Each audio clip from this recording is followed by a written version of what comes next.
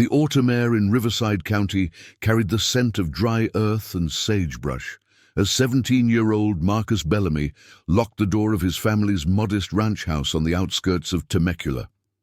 It was October 14th, 2008, a Tuesday evening that would become seared into his mother's memory like a brand. Marcus had just received his acceptance letter to UC Santa Barbara, a full ride for computer science. His future stretched before him, bright and promising, but first he had to make a quick run to the pharmacy in town to pick up his grandmother's prescription. She lived with them in the converted garage apartment, her arthritis requiring daily medication. "I'll be back in 20, Marcus called through the screen door to his mother, Patricia, who was preparing dinner in the kitchen. The chicken was already in the oven, filling the house with the aroma of rosemary and garlic. "Drive safe, baby," she replied, not looking up from the salad she was chopping. Those would be the last words she'd ever speak to her son. Marcus climbed into his 1998 Honda Civic, the blue paint faded from years under the California sun. The car had been a 16th birthday present from his father, who died from a heart attack 2 years earlier. Marcus kept it immaculate, washing it every weekend, changing the oil religiously. He turned the key, and the engine hummed to life.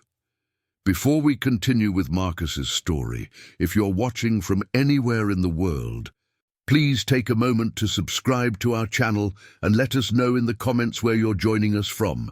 Your support helps us bring more stories like this to light. Now, let's continue.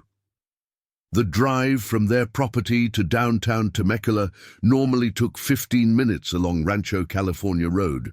Marcus knew every curve, every pothole. He'd driven it hundreds of times since getting his license. The sun was beginning its descent, painting the sky in shades of amber and violet. Traffic was light for a Tuesday evening.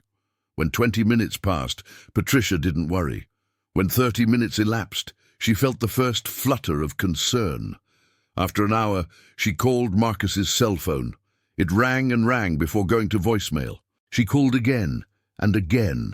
By the time the chicken had dried out in the oven, forgotten and burning, Patricia was calling the Riverside County Sheriff's Department. Deputy Thomas Garrett took her call that night. A 20-year veteran with a weathered face and kind eyes, he'd handled dozens of missing person cases. Most resolved themselves within hours. Teenagers who'd stopped to see friends or lost track of time. He assured Patricia that Marcus would likely turn up soon, but he took down all the details anyway.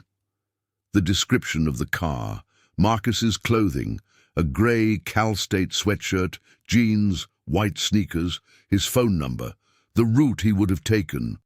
"We'll keep an eye out, Mrs. Bellamy," Garrett said. "Call us immediately if he comes home or makes contact." But Marcus didn't come home that night, or the next night, or the night after that. The pharmacy confirmed Marcus had never arrived to pick up the prescription. His cell phone went dead sometime around 8:30 that evening, the last ping hitting a tower along Rancho California Road. Police searched the route between the Bellamy home and town, looking for any sign of the blue Honda or skid marks that might indicate an accident. They found nothing. Patricia plastered missing person flyers across Temecula and surrounding communities. Marcus's face stared out from telephone poles and shop windows, his senior portrait showing a handsome young man with close-cropped hair, an easy smile, and intelligent dark eyes behind wire-rimmed glasses. The local news picked up the story. Tips flooded in, each one investigated thoroughly. Someone thought they'd seen a blue Honda at a gas station in Murrieta. Another caller reported a young black man matching Marcus's description at a bus station in San Diego. None of the leads panned out. Detective Sarah Vance took over the case after the first week, a sharp investigator with 15 years in homicide and missing persons. She approached the disappearance with methodical precision. She interviewed Marcus's friends, teachers, and neighbors. Everyone painted the same picture. Marcus was responsible, focused, not the type to run away. He had no girlfriend, no drug problems. No legal troubles. His bank account showed no withdrawals after the day he disappeared. His social media accounts went dormant. Sometimes people just want to start over, Vance told Patricia during one of their many meetings, her voice gentle but honest, especially young people feeling pressure about college, family responsibilities. Patricia shook her head vehemently. Not Marcus. He loved school. He was excited about Santa Barbara. He wouldn't do this to his grandmother, to me. Something happened to him. As weeks turned to months, the active investigation began to wind down. Without evidence of foul play, without a body or a crime scene, there was only so much the department could do. The case remained open, but the daily searches stopped. The news coverage dried up. Life moved forward for everyone except Patricia Bellamy and Marcus's grandmother, who waited in their ranch house on the outskirts of town, hoping for any word, any sign. Years passed with excruciating slowness. Patricia kept Marcus's room exactly as he'd left it, his textbooks stacked on the desk, his posters on the walls. She called Detective Vance every few months, asking if there were any updates. The answer was always the same: no new leads, no new evidence. The case had gone cold. In 2010, Patricia attended a support group for families of missing persons, held in a community center in Riverside. She sat in a circle with other mothers, fathers, siblings, all bound by the same terrible uncertainty. They shared stories, tears, and something that might have been comfort. One woman's daughter had been missing for 12 years. A man's brother had vanished without a trace in 1995. Patricia realized with a crushing weight that this might be her life now, forever suspended between hope and despair. Marcus's grandmother passed away in 2013, 5 years after his disappearance. At 84, her health had been declining, but Patricia knew the real cause was a broken heart. The old woman had spent her final years staring out the window of her garage apartment, watching for a blue Honda that never came. At the funeral, Patricia stood by the grave and made a quiet promise. She would find out what happened to Marcus, no matter how long it took. The world changed around the mystery of Marcus Bellamy's disappearance. The 2008 financial crisis gave way to recovery. A new president took office. Technology evolved, smartphones becoming ubiquitous, social media transforming how people connected and shared information. Patricia learned to navigate Facebook and Twitter, creating pages dedicated to Marcus's case, sharing his story with true crime communities online. She appeared on local podcasts, never missing an opportunity to keep her son's name in the public consciousness. Detective Vance retired in 2016, turning over the case files to a younger detective named James Reeves. Reeves reviewed everything with fresh eyes, looking for angles his predecessor might have missed. He re-interviewed witnesses, searched databases for John Does, matching Marcus's description. He found nothing new. The case remained stubbornly, frustratingly cold. By 2023, 15 years had passed since that October evening. Patricia was 58 years old, her hair now grey, lines of grief etched permanently into her face. She still lived in the ranch house, though it felt too large and empty, without Marcus and his grandmother. She'd converted Marcus's room into a kind of command center for the search. Walls covered with maps, timelines, and photographs.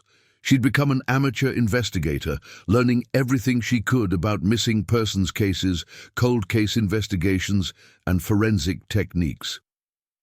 It was during one of her online searches that Patricia discovered a true crime forum discussing the use of historical satellite imagery in solving cold cases. Someone had posted about a case in Florida where remains had been discovered after a volunteer scanned years of archived Google Maps imagery, spotting something in a retention pond that had been there for over a decade. The post included instructions for accessing historical satellite views through various mapping services, Patricia had looked at Google Maps hundreds of times over the years, searching along Rancho California Road and the surrounding area, but she'd always looked at current images, never thinking to check the historical archive. Now, sitting at her computer on a Sunday afternoon in March 2023, she opened Google Earth and began methodically reviewing every available satellite image from 2008 to the present along Marcus's route. The work was tedious and eye-straining. Most images showed nothing but empty landscape, the road cutting through scrubland and the occasional cluster of buildings. She worked section by section, zooming in on anything that looked unusual, then checking the same location in different time periods to see if anything had changed. She'd been at it for 3 hours, her vision blurring, when she spotted something in an image dated November 2008, just a month after Marcus disappeared. About 2 miles from their house, on a section of Rancho California Road that curved sharply around a small hill, there was an area where the road ran parallel to a deep ravine. The ravine was thick with vegetation, mesquite and scrub oak, making it nearly invisible from the road level. But from the satellite view, Patricia could see a glint of something reflective among the brush, about 50 feet down the slope. Her heart began to pound. She zoomed in as far as the resolution would allow. The glint was small, easy to miss if you weren't looking for it. It could be anything, a piece of metal debris, a discarded appliance, sunlight reflecting off a puddle of water. But something about its shape made Patricia's breath catch. It looked roughly rectangular, like a vehicle. She checked the same location in the image from October 2008, taken just days before Marcus disappeared. The glint wasn't there. Then she checked every subsequent year. The reflective shape appeared in the November 2008 image and remained visible, though increasingly obscured by vegetation, through 2012. By 2013, the brush had grown so thick that nothing was visible anymore. In current images, the ravine looked like solid greenery, impenetrable. Patricia's hands shook as she reached for her phone. It was 7 in the evening on a Sunday, but she didn't care. She dialed Detective Reeves's cell number, one she'd called dozens of times over the years, with tips that never led anywhere. "Mrs. Bellamy," Reeves answered, his voice patient but wary. "What can I do for you?" "I found something," Patricia said, her voice breaking, "on Google Maps. I think I found Marcus's car." Reeves arrived at her house 45 minutes later, still wearing the polo shirt and jeans he'd had on for his day off. Patricia had the satellite images pulled up on her computer, the suspicious glint marked with digital pins. Reeves leaned over her shoulder, studying the screen with growing interest. "This is along his route?" he asked. 2 miles from here, that curve where the road goes around Sunset Hill. There's a ravine there, runs parallel to the road for maybe a quarter mile." Reeves pulled out his own phone, making notes. "We searched that area in 2008. I've read all the reports. Teams walked both sides of the road for 5 miles in each direction." "But did they go down into the ravine?" Patricia asked. "Did they search the bottom?" Reeves was quiet for a moment, scrolling through something on his phone, likely the old case files. "The reports say they searched the roadside. But you're right. I don't see any mention of anyone actually descending into the ravine. It's steep there and dense with brush. They probably assumed if a car had gone over, there would have been visible damage to the vegetation, broken branches, torn earth. But what if he went off the road slowly? Patricia's mind was racing now, working through possibilities she'd imagined 1,000 times. What if he swerved to avoid something, lost control at low speed, and the car just rolled down? With all the rain we had that November, new growth could have hidden any damage within weeks. Reeves straightened up, his expression grim but determined. "I'll make some calls, get a search and rescue team out there first thing Monday morning. We'll need the right equipment to get down there safely." "Monday?" Patricia stood up, her voice rising. "That's not for another 36 hours. What if—" Mrs. Bellamy, Reeves interrupted gently, placing a hand on her shoulder. If something's been there for 15 years, another day won't change anything. I need to do this right, with the proper resources and personnel. We need rope equipment, possibly cutting tools for the brush. Medical examiner's office on standby. Forensic team ready to process whatever we find. I promise you, I'll treat this with the urgency it deserves. Patricia nodded, tears streaming down her face. The waiting, always the waiting. But for the first time in 15 years, the wait felt different. This wasn't the empty, hopeless waiting of the past decade and a half. This was anticipation, terrible and electric. Monday morning arrived with a cloudless sky and unseasonable warmth for late March. Patricia woke before dawn, though she'd barely slept. At 7:30, she heard vehicles pulling up outside her house. Detective Reeves had assembled a team, search and rescue personnel from Riverside County, 2 deputies, a representative from the medical examiner's office, and a forensic unit in a white van. Patricia had expected to be left behind, but Reeves allowed her to follow in his car as the convoy drove the 2 miles to the location she'd identified. The curve in the road looked exactly as she remembered it from thousands of previous trips. Nothing about it seemed remarkable or dangerous. The asphalt was smooth, the shoulder wide enough. But the ravine beyond the shoulder dropped away sharply, hidden by the rise of the land, until you were right at the edge. The search and rescue team, led by a weathered man named Captain Rodriguez, surveyed the terrain. "It's steep," he announced. 60-degree slope in some places, leveling out at the bottom. Dense vegetation. We'll need to rappel down and cut a path. Patricia stood at the edge of the shoulder, looking down into the tangle of brush and trees. Somewhere in that green maze might be her son, the boy who'd kissed her cheek and promised to be back in 20 minutes 15 years ago. She felt Reeves beside her, solid and reassuring. "We'll find answers today, Mrs. Bellamy," he said quietly. One way or another. The search and rescue team set up their equipment with practiced efficiency. 2 team members descended first, securing additional anchor points as they went. The brush was even thicker than it had appeared from above, requiring machetes and loppers to clear a path. Patricia watched from the road, her fists clenched so tightly her nails dug into her palms. After 30 minutes, one of the team members radioed up to Rodriguez. "We've got something. Looks like a vehicle heavily overgrown. We're clearing around it now." Patricia's knees went weak. Reeves steadied her with a hand on her elbow. Another 15 minutes passed, each second stretching into eternity. Then Rodriguez's radio crackled again. "It's a Honda Civic," the voice said. "Blue. License plate matches the registration for Marcus Bellamy. Vehicle is intact. No visible damage to the exterior. All windows are closed.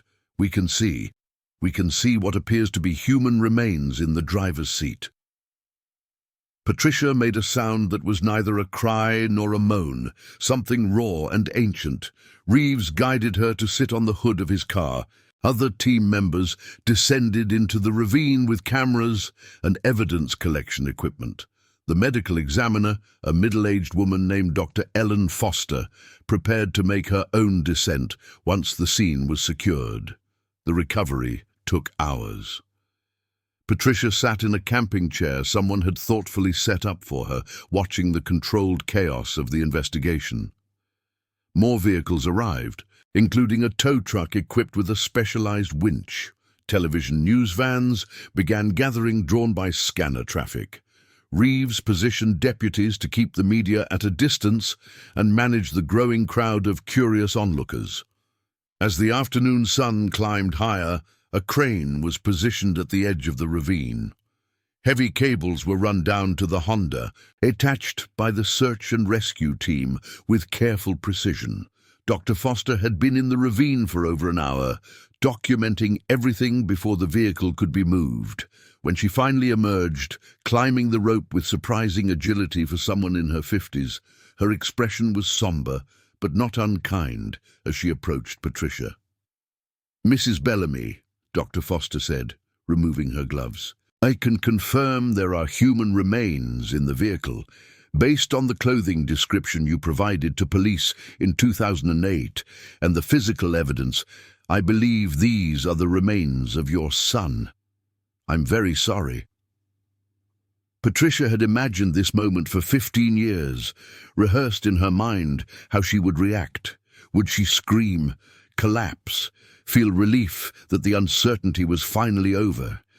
In reality, she simply nodded, tears flowing silently down her face. "How did he die?" she managed to ask.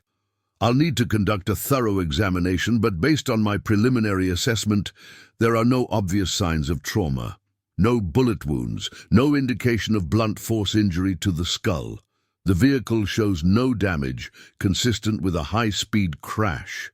My initial hypothesis, pending further investigation, is that he may have suffered a medical event while driving, lost consciousness, and the vehicle left the roadway at low speed. It then rolled down into the ravine, where it became trapped in the dense vegetation." "A medical event?" Patricia repeated. "But Marcus was healthy. He was an athlete. He ran track." Dr. Foster's expression softened. "Young, healthy people can experience sudden cardiac events.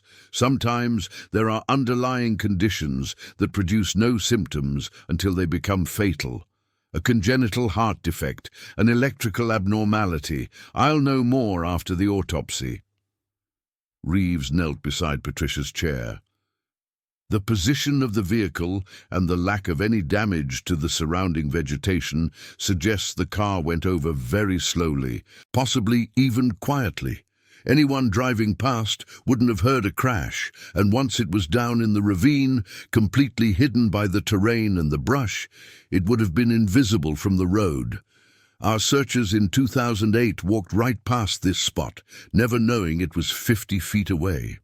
The Honda emerged from the ravine as the sun began its descent toward the horizon. 15 years almost to the day since it had disappeared down that slope.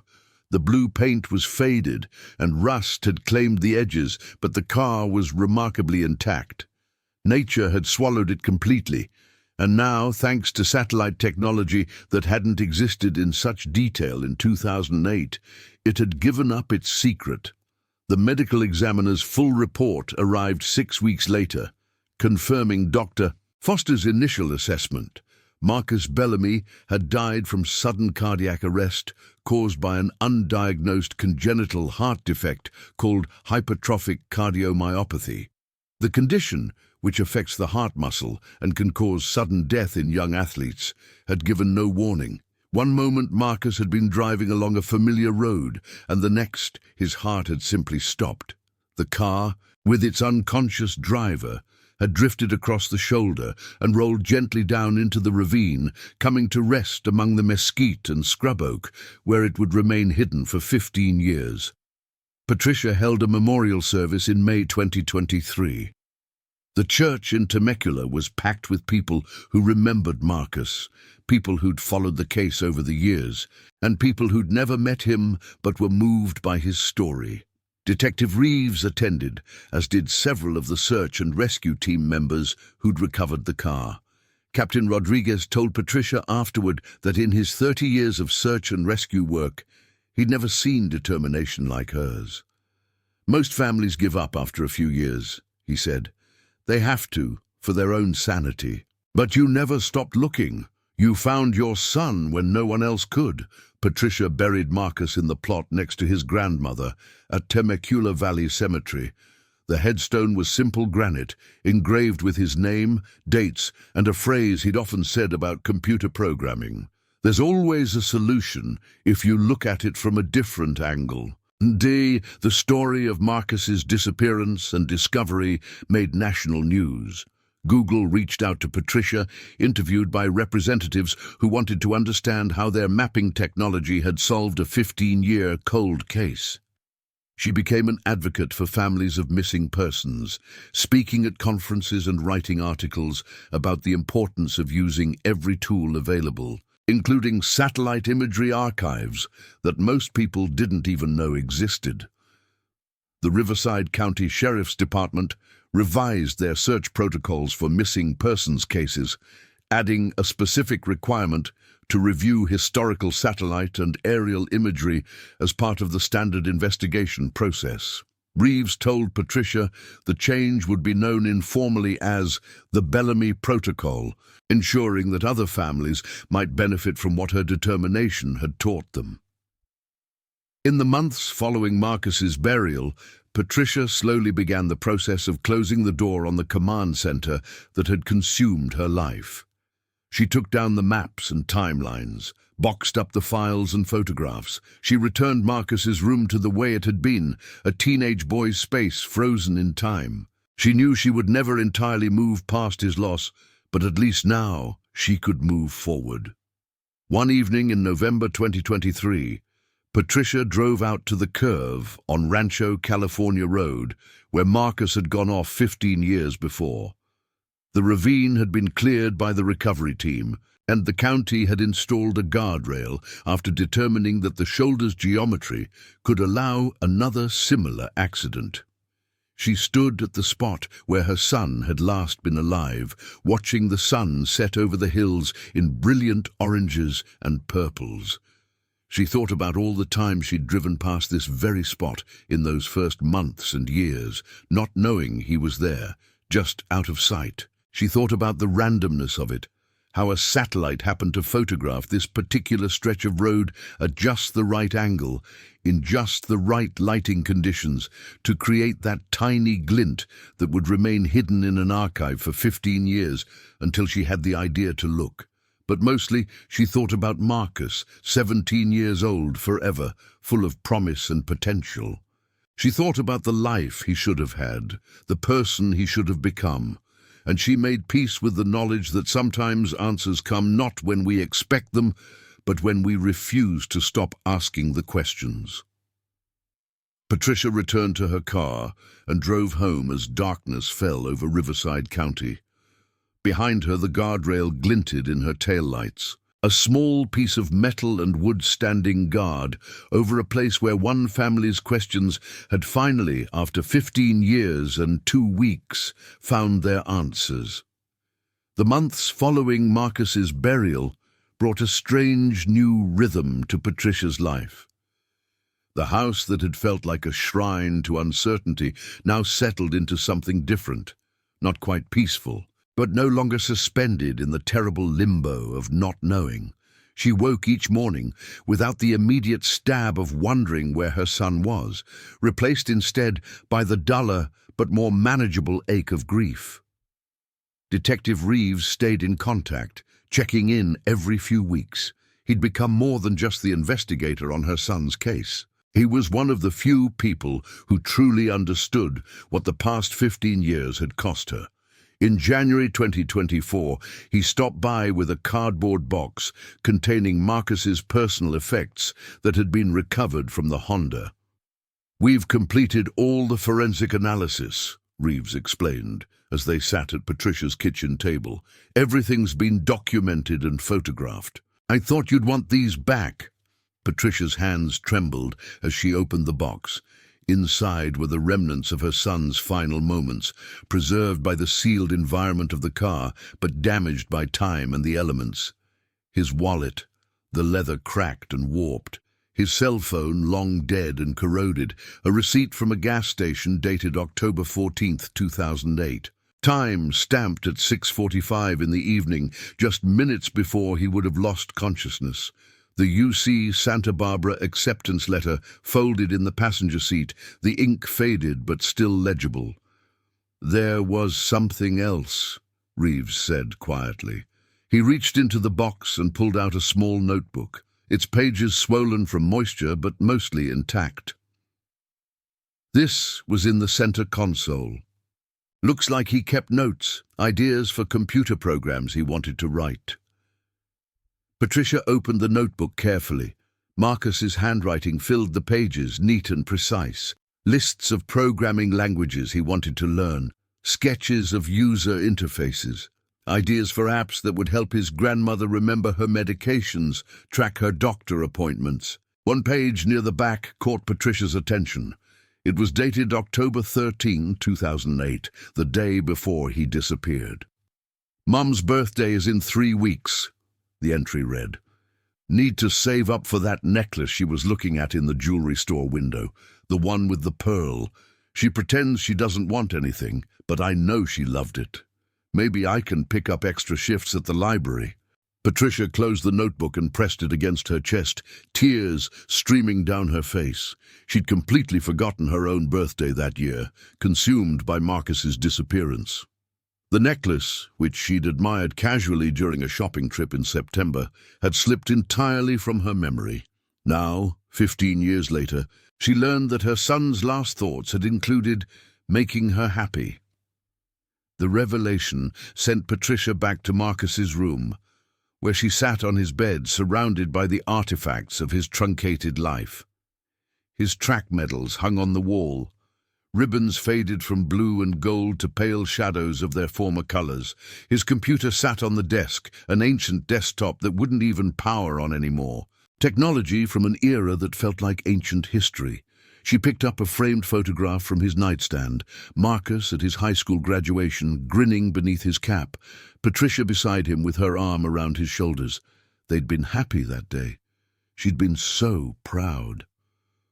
Over the following weeks, Patricia found herself drawn to the cemetery more frequently. She talked to Marcus as she tended his grave, pulling weeds and replacing flowers. She told him about the world he'd missed, the technological revolutions, the political upheavals, the small daily details of life in Temecula. She told him about his old friends, many of whom had reached out after the discovery, sharing their own memories and grief. One visitor to the grave surprised her. In March 2024, Patricia arrived at the cemetery to find a young woman standing by Marcus's headstone, her hand resting on the granite. She was perhaps 30 years old, with dark hair pulled back in a ponytail, wearing scrubs that suggested she'd come straight from a medical shift. "I'm sorry," the woman said, noticing Patricia's approach. "I hope it's okay that I'm here. I'm Dr. Jennifer Kim. I work at Riverside Community Hospital." Patricia recognized the name from the news coverage following Marcus's discovery. "You're the cardiologist who spoke to the media about hypertrophic cardiomyopathy," Jennifer nodded. "I wanted to meet you in person. Your son's case has become something I reference in every consultation I do with families who have a history of the condition. Marcus's story has probably saved lives, Mrs. Bellamy. Since the news coverage, we've seen a significant increase in parents bringing their teenage children in for cardiac screenings. We've identified and treated 3 cases of HCM that might otherwise have gone undetected until it was too late." The words hit Patricia with unexpected force. Marcus's death, so random and preventable if they'd only known, was now preventing other families from experiencing the same loss. "He wanted to be a software engineer," Patricia said. "He wanted to create programs that would help people. I guess in a way, his story is still helping people." Jennifer smiled sadly. "My younger brother died from the same condition when I was in college. He was 19, playing basketball with friends, and his heart just stopped. That's why I went into cardiology. I understand what you've been through, at least in part. The wondering if there were signs you missed, symptoms you should have noticed." "Were there?" Patricia asked. "Signs?" "Usually not with HCM," Jennifer replied. "Sometimes there's shortness of breath during exercise, occasional chest pain, fainting spells, but many patients have no symptoms at all until the fatal event. From everything I read about Marcus, he was active, athletic, showed no warning signs. You couldn't have known." The words were meant to comfort, but Patricia had spent 15 years carrying guilt alongside her grief.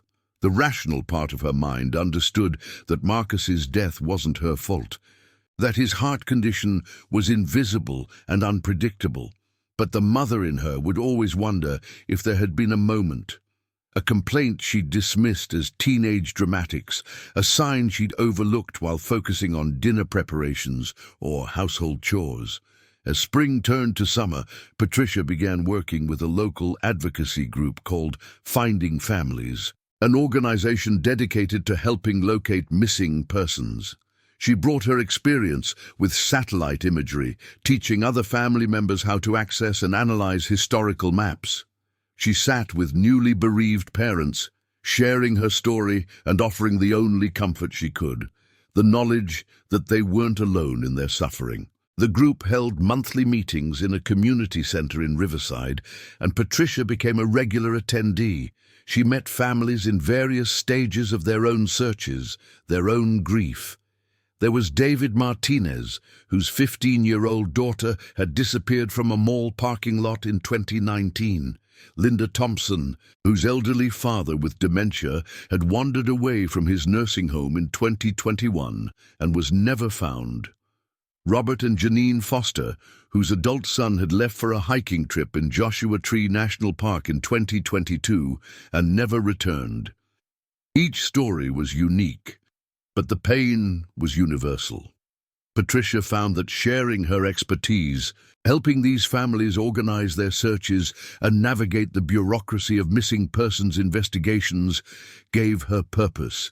Marcus's case had ended, but she could help others who were still trapped in that terrible uncertainty she knew so well. In August 2024, her work with Finding Families led to another discovery. A volunteer named Craig Phillips had been reviewing satellite imagery of the Angeles National Forest, searching for any sign of a missing hiker named Thomas Brennan, who disappeared in 2015. Using the techniques Patricia had taught him, Craig spotted what appeared to be camping equipment partially hidden under a rock overhang, visible in images from 2016 but obscured by snow in later years. Search and rescue teams investigated and found Thomas's remains, along with evidence suggesting he'd fallen and injured his leg, then died of exposure while waiting for help that never came. His family, who'd spent 9 years wondering, finally had answers. At Thomas's memorial service, his mother sought out Patricia. "I know this doesn't ease your pain," she said, gripping Patricia's hands. "But thank you for turning your loss into something that helps others. Thank you for not letting your son's death be meaningless." The word meaningless lodged in Patricia's chest. Was there meaning in Marcus's death? In the 15 years of searching, the countless sleepless nights, the life she'd put on hold while hunting for answers? She wanted to believe so, wanted to think that something good had emerged from the tragedy. But late at night, alone in her too large house, she sometimes struggled to find that meaning. Detective Reeves retired in September 2024 after 32 years with the Riverside County Sheriff's Department. At his retirement party, held at a restaurant in downtown Riverside, he made a point of acknowledging Patricia's role in solving Marcus's case. "I've worked hundreds of investigations in my career," Reeves told the assembled colleagues and friends, "but the Bellamy case taught me something important, that families aren't obstacles to be managed or emotional distractions from the real work. Sometimes they're the ones who solve the case, if we give them the tools and take their insights seriously." Mrs. Bellamy never gave up on her son, and because of her persistence, we changed how we approach every missing persons case in this county. After the party, Reeves and Patricia sat in his car in the parking lot, neither quite ready to say goodbye. Their relationship had been forged in the worst circumstances, but it had evolved into genuine friendship. "What will you do now?" Patricia asked. "My wife wants to travel," Reeves replied. "See all the places we've been putting off for 30 years. And I've been asked to consult on a few cold cases, help smaller departments that don't have the resources for full-time cold case units. What about you?" Patricia considered the question. For 15 years, her entire existence had revolved around finding Marcus. Now that she had, what was she supposed to do with the rest of her life? "Keep helping families through finding families," she said. "Maybe write a book about the search, about using technology to solve cold cases, and I need to figure out how to just live again. I'm 59 years old, and I feel like I've been holding my breath since 2008. I need to remember how to breathe." Reeves smiled. "Marcus would want that for you. He'd want you to have a life, not just exist in the shadow of his death." The observation was simple but profound. Patricia had been so focused on finding Marcus that she'd forgotten to live her own life. She'd turned down dates, avoided social gatherings, let friendships wither. She'd put her career in medical billing on hold, living off savings and Marcus's father's life insurance policy. She'd made her son's disappearance her identity, and now she had to figure out who she was beyond that. In October 2024, on the 16th anniversary of Marcus's disappearance, Patricia did something she hadn't done in years. She went to the beach. Marcus had loved the ocean, had talked about studying at UC Santa Barbara, partly because of its proximity to the water. She drove to Oceanside, about an hour from Temecula, and walked along the sand as the sun set over the Pacific. The beach was crowded with families, couples, groups of teenagers laughing and taking selfies. Patricia watched them, these people living their ordinary lives, and felt a strange mixture of envy and gratitude. Envy that they could be so carefree, so unburdened by tragedy. Gratitude that she could finally witness joy without it feeling like a betrayal of Marcus's memory. She pulled out her phone and took a photograph of the sunset, the sky ablaze with orange and pink. For years, she'd barely touched social media except to post about Marcus's case. Now she opened Instagram and posted the photo with a simple caption: "Remembering Marcus today and every day, learning to find beauty again." The responses came quickly. Friends and family members who'd been following her journey for years offered words of support and encouragement. Strangers who'd followed Marcus's case told her they were proud of her progress. One comment, from a woman named Angela in Oregon, particularly resonated. "Your strength doesn't mean you don't cry. It means you keep living even when crying feels easier. Thank you for showing us all how to survive the unsurvivable." As 2024 drew to a close, Patricia took stock of her life. She was 60 years old, single, her only child dead and buried. By any objective measure, she'd experienced tremendous loss, but she'd also discovered reserves of strength she hadn't known she possessed. She'd changed how law enforcement approached missing persons cases in her county and beyond. She'd helped other families find their missing loved ones. She'd become an advocate, an expert, a voice for those who couldn't speak for themselves. In December, she sold the ranch house where she'd lived with Marcus and his grandmother. The memories there had become too heavy, the rooms too full of ghosts. She bought a smaller condo in downtown Temecula, modern and bright, with no history except what she would create. She decorated it with photographs of Marcus, but also with art she'd always wanted. Furniture that made her happy, rather than furniture that was simply functional. She adopted a rescue dog, an aging golden retriever named Bailey, who'd been abandoned at a shelter. The dog was missing part of his tail and walked with a slight limp from an old injury, but his eyes were kind and his temperament gentle. Patricia had never been allowed to have pets growing up, and Marcus had been allergic to dogs. Now, at 60, she experienced the simple joy of having a companion who asked nothing of her except regular meals and occasional affection. On Christmas Eve 2024, Patricia attended services at the church where she'd held Marcus's memorial. She sat in the back pew, Bailey lying at her feet in his service dog vest. The pastor spoke about hope, about finding light in darkness, about the ways grief transforms us. Patricia found herself crying, not from sadness, but from a complex mixture of emotions she couldn't quite name. After the service, a young man approached her. He looked to be in his early 20s, with the gangly uncertainty of someone not quite comfortable in his adult body. "Mrs. Bellamy?" he asked tentatively. "I'm not sure if you remember me. I'm Dylan Chen. I was friends with Marcus in middle school." Patricia studied his face, trying to see the boy Marcus had brought home for video games and pizza 15 years ago. "Dylan," she said, the memory clicking into place. "You moved to Arizona, didn't you?" "Tucson, yeah, right before high school. Marcus and I lost touch after that. But I've been following your story, what happened with the satellite images. I wanted to tell you. Marcus was one of the kindest people I ever knew.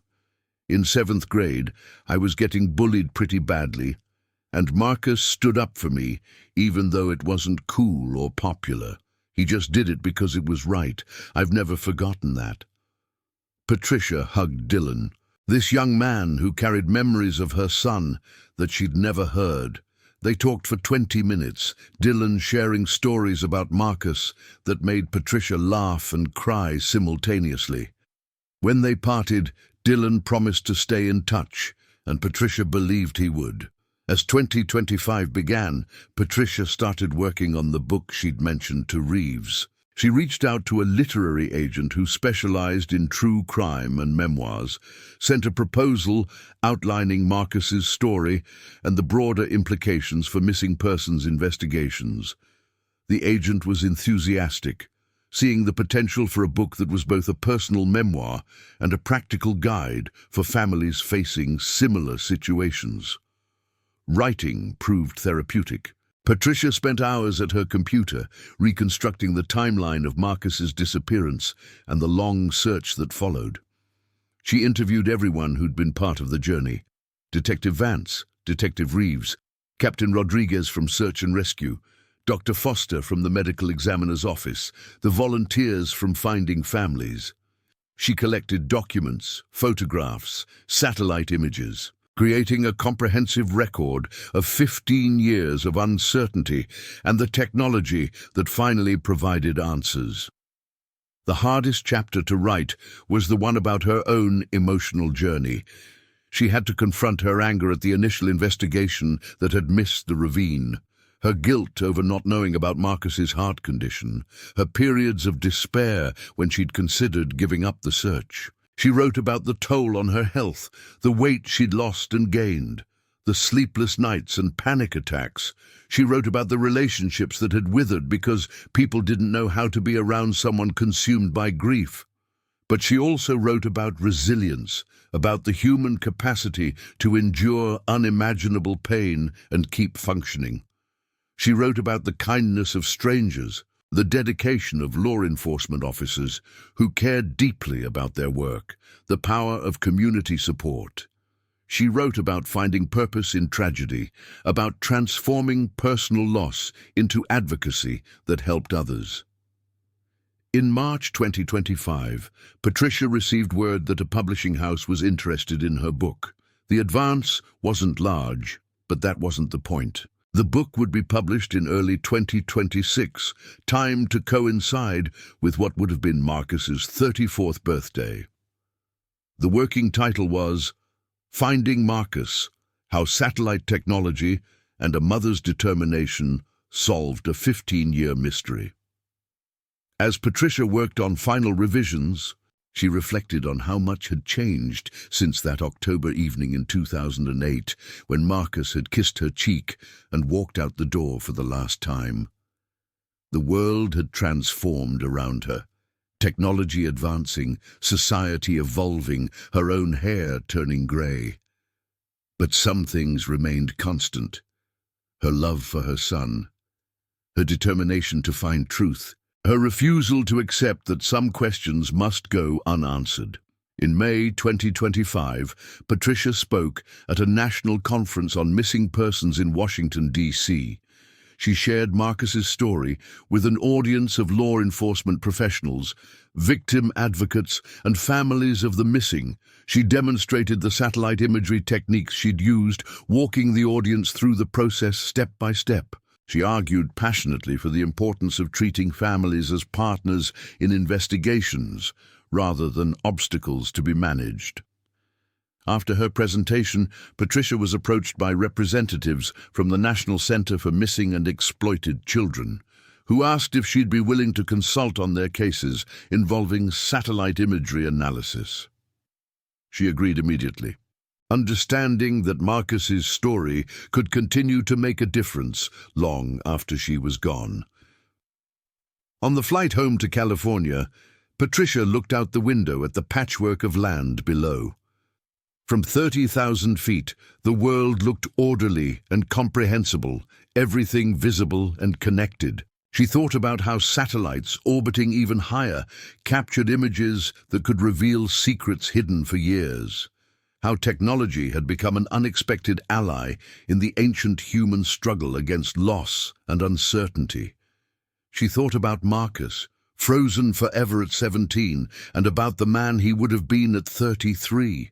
Would he have married, had children, become the software engineer he'd dreamed of being? She would never know, and the not knowing no longer felt like a fresh wound. It had become part of her, scar tissue that would always be tender but no longer debilitating. As the plane descended toward San Diego, Patricia made a decision. She would establish a foundation in Marcus's name, dedicated to providing resources and training for families of missing persons. The foundation would offer workshops on search techniques, including satellite imagery analysis. It would provide financial assistance for families who couldn't afford private investigators or search equipment. It would connect families with each other, building the kind of support network that had sustained Patricia through her darkest years. The Marcus Bellamy Foundation launched in September 2025, funded partly by Patricia's book advance and partly by donations from people who'd followed the case.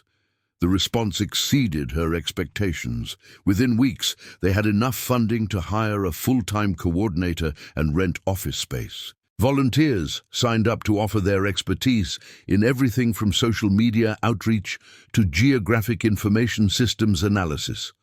Detective Reeves came out of retirement to serve on the Foundation's advisory board. Dr. Jennifer Kim agreed to lead an initiative on cardiac screening for families with a history of sudden death. Captain Rodriguez offered to train volunteers in search and rescue basics. What had started as one mother's desperate search for answers had grown into something larger, a community of people determined to ensure that no family would face the nightmare of a missing loved one without support and resources. On October 14, 2025, the 17th anniversary of Marcus's disappearance, Patricia stood once again at the curve on Rancho California Road.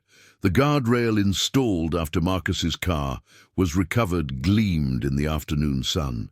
She placed flowers at its base, sunflowers, Marcus's favorite. Bailey sat beside her, his graying muzzle resting on her knee. Behind her, a small group had gathered, members of the Foundation, families she'd helped, friends both old and new. They'd come to remember Marcus and to celebrate how his story had created ripples of positive change. Patricia didn't speak to the crowd. She'd said everything that needed saying in presentations and interviews, in her book and her advocacy work. Instead, she simply stood in silence, one hand resting on the guardrail, feeling the warmth of the metal beneath her palm. She thought about the technology that had found her son, satellites orbiting in space, algorithms organizing millions of images, her own determination to look at old data in a new way. She thought about how the future Marcus had dreamed of, full of technological advancement and human connection, had arrived even though he wasn't here to see it. Most of all, she thought about love, how it persists beyond death, how it transforms grief into purpose, how it connects us across time and distance. Marcus was gone, his life cut short by a heart that failed him on an ordinary Tuesday evening. But his impact continued. Every family helped by the foundation that bore his name, every missing person found using techniques Patricia had pioneered, every heart condition diagnosed because his story raised awareness. As the sun set over Riverside County, painting the sky in shades of amber and violet, just as it had 17 years ago, Patricia Bellamy felt something she hadn't felt in a very long time. Peace. Not the peace of forgetting or moving on, but the peace of acceptance. Marcus was gone, but he wasn't lost. Not anymore. She'd found him, brought him home, and in doing so had found herself again. She turned to the small group behind her. "Thank you all for coming," she said simply. "Thank you for remembering Marcus and for helping make sure his story helps others." As the group dispersed, heading back to their cars in the fading light, Patricia remained for a few more moments. She looked up at the darkening sky, at the first stars beginning to appear. Somewhere up there, satellites continued their endless orbit, capturing images of the world below, creating archives that might someday answer other families' questions, solve other mysteries. "I found you, baby," Patricia whispered to the wind. "I never stopped looking, and I found you." Then she called to Bailey, and together they walked back to her car. She had work to do, families to help, a foundation to run, a life to live. Marcus would have wanted that for her. And finally, after 17 years of searching, Patricia Bellamy was ready to give it to him.